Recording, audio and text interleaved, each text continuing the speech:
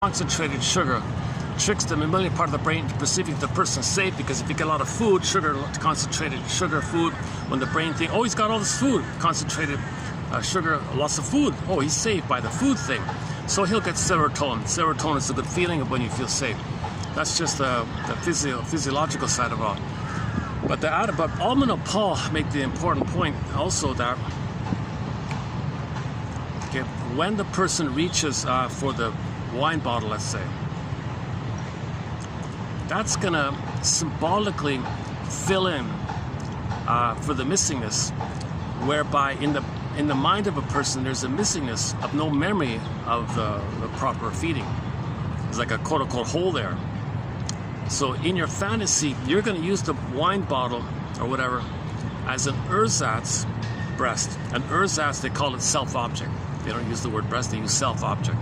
So it's not like a pretend breast. So you're gonna, but the purpose is to function as a fantasy.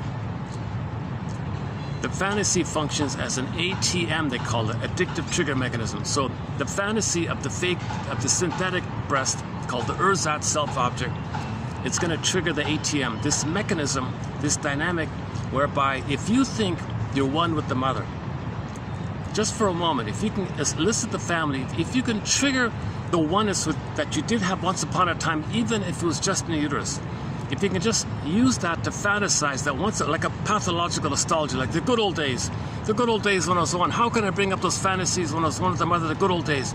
Oh, there's a wine bottle.